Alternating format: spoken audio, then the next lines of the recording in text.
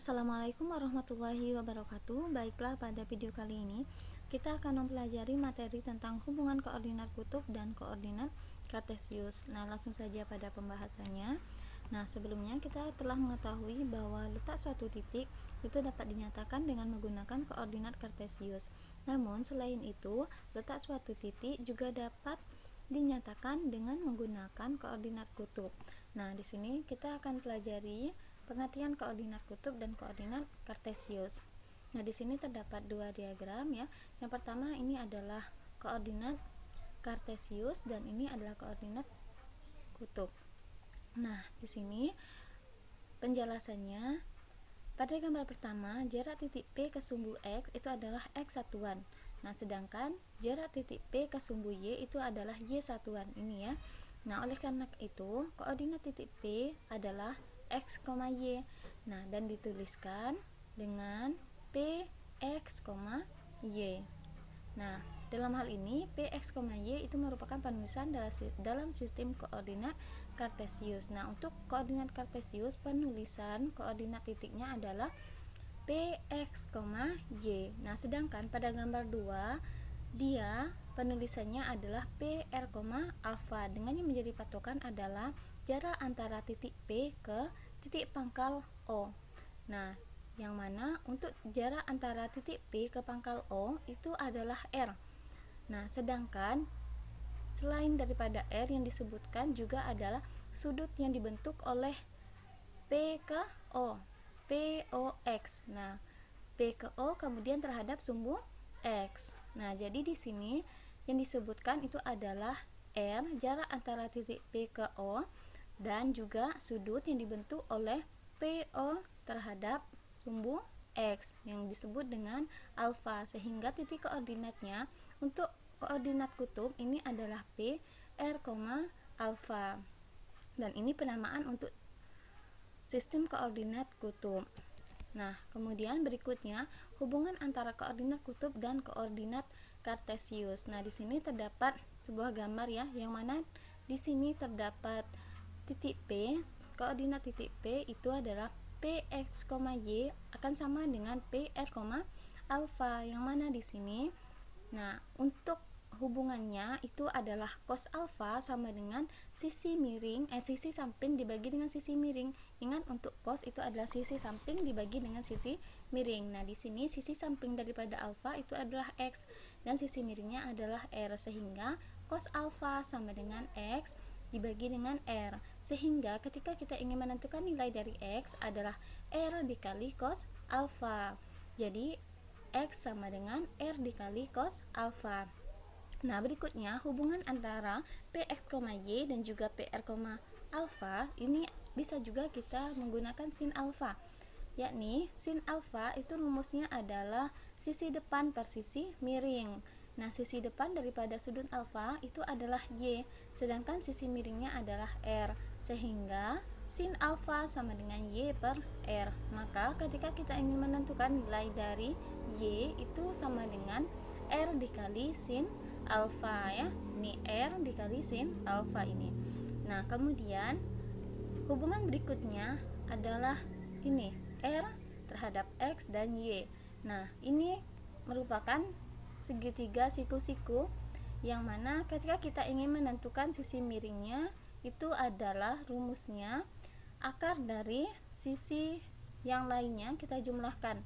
Nah, yang mana R itu sama dengan akar dari X kuadrat kita tambahkan dengan Y kuadrat seperti ini. Nah, ini merupakan rumus Pitagoras ya. Jadi R sama dengan akar dari X kuadrat ditambah Y kuadrat. Dan begitupun juga dengan alfanya, ini kita bisa menggunakan tan alfa, yang mana rumus tan itu adalah sisi depan per sisi samping. Sisi depan daripada alfa itu adalah Y, sedangkan sisi sampingnya adalah X, sehingga tan alfa sama dengan Y per X. Nah, dengan demikian dapat dituliskan hubungan koordinat kutub dan koordinat kartesius sebagai berikut. Nah, untuk koordinat kutub PRA ya, untuk koordinat kutub yang mana di situ titik koordinatnya disebutkan dengan PR, alfa, itu akan dapat diubah menjadi koordinat kartesius PX, Y. dengan X-nya. Untuk menentukan X-nya itu rumusnya adalah R dikali cos alfa, dan untuk menentukan nilai Y-nya itu adalah R dikali sin alfa. Nah, sedangkan untuk mengubah koordinat kartesius ke koordinat kutub, caranya adalah dengan R sama dengan akar dari X kuadrat ditambah Y kuadrat. Sedangkan untuk menentukan alfanya adalah tan alfa sama dengan Y dibagi dengan X. Nah, supaya kita bisa lebih memahami materi ini, langsung saja kita pelajari contoh soalnya. Diketahui koordinat kutub P itu adalah 8,120 derajat. Nah, berarti di sini R-nya adalah 8 dan alfanya adalah 120 derajat ya. Nah, nyatakan koordinat titik P ke koordinat kartesius. Nah, langsung saja kita lakukan penyelesaian. Nah, di sini titik P koordinatnya itu adalah 8,120 derajat. Nah, ini berarti R-nya adalah 8 dan alfanya adalah 120 derajat. Nah, untuk 120 derajat ini berarti terletak di kuadran kedua ya.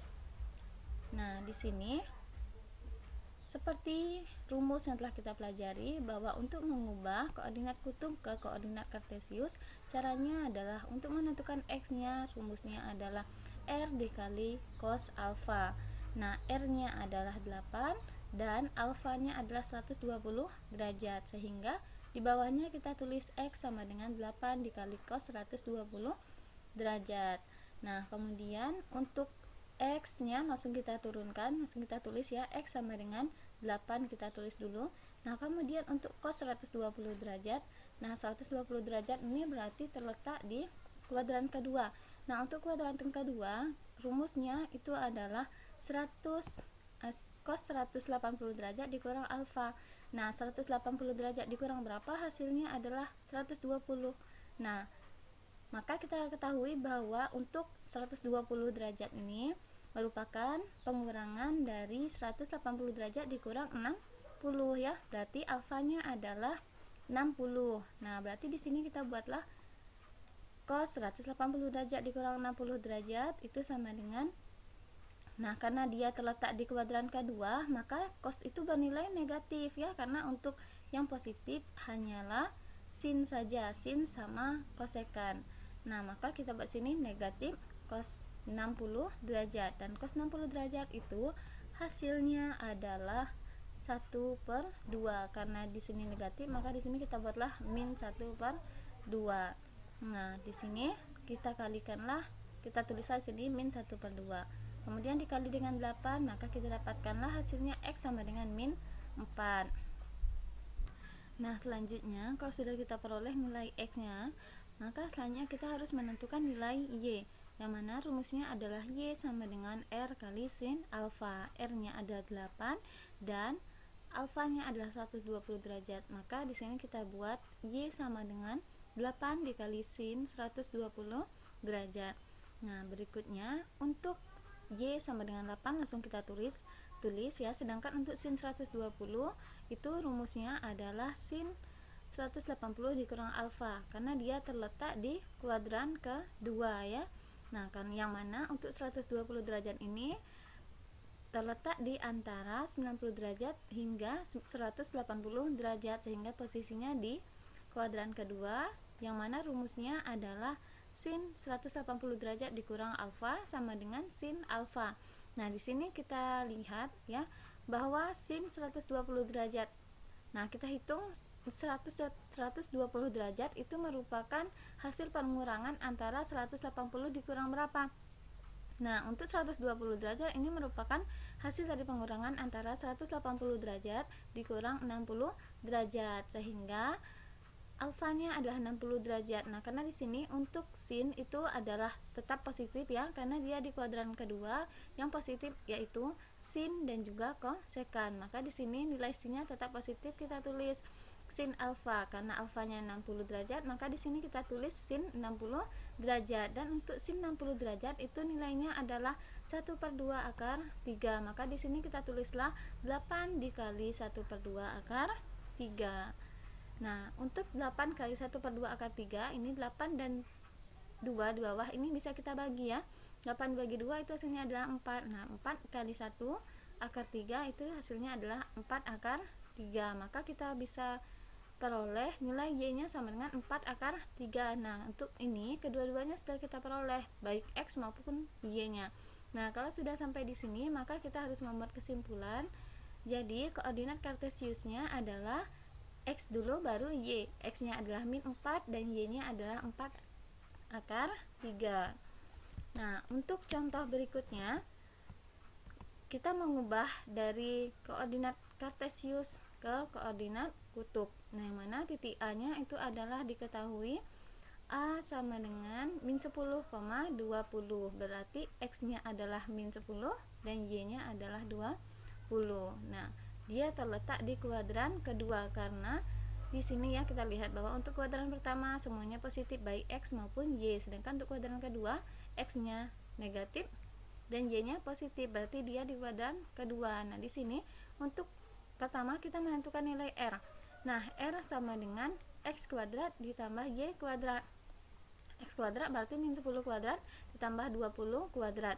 Nah, min 10 kuadrat itu hasilnya adalah 100, karena min 10 kali min 10 itu sama dengan 100, jadi positif ya. Sedangkan untuk 20 pangkat 2 itu sama dengan 400, dan ketika kita jumlahkan maka hasil R nya adalah akar dari 500. Nah, kalau bertemu dengan bentuk seperti ini, maka kita harus menghitung bahwa 500 ini merupakan perkalian antara bilangan berapa dengan bilangan berapa. Nah, ini kita ketahui bahwa 500 ini merupakan perkalian antara bilangan 100 dan 5, dan yang mana untuk salah satu angkanya itu harus bisa kita hitung nilai dari akarnya ya. Ini antara 100 dan 5, ini kan 100 ini bisa kita tentukan nilai dari akar 100 ya. Nah, jadi 500 ini merupakan perkalian antara 100 dikali dengan 5, dan 100 ini bisa kita cari nilainya atau bisa kita hitung nilai dari akar 100 itu adalah 10, sehingga bisa kita keluarkan dari akar dan tersisa 5 dalam akarnya, sehingga kita bisa peroleh nilai R nya adalah 10 akar 5. Dan berikutnya untuk tan alfa. Nah, di sini tan alfa sama dengan Y dibagi X. Y-nya adalah 20 dan X-nya adalah min 10. Nah, berarti 20 dibagi min 10 itu hasilnya adalah min 2. Nah, untuk menentukan alfa, kita harus menentukan arkusnya atau antitannya. Nah, ini bisa kita hitung dengan menggunakan kalkulator ya, yang mana biasanya itu disebut di tulisannya itu adalah tan pangkat min 1. Nah, itu adalah arkus tannya atau antitannya. Jadi alfa sama dengan arkus tan min 2. Maka ketika kita hitung di kalkulator, kita dapatlah arkus tan min 2 itu sama dengan 116,565 derajat. Nah, maka kita bisa buat kesimpulan. Jadi koordinat kutubnya adalah A, R-nya ada 10 akar 5, dan alfanya adalah 116,565 derajat. Nah, demikianlah contohnya. Semoga Anda semua bisa memahami apa yang telah Ibu jelaskan. Nah, silakan kerjakan soal latihan ini. Ada 2 soal latihan ya. Nah, jika ada pertanyaan silakan tanyakan langsung ke Ibu ya. Oke, terima kasih. Wassalamualaikum warahmatullahi wabarakatuh.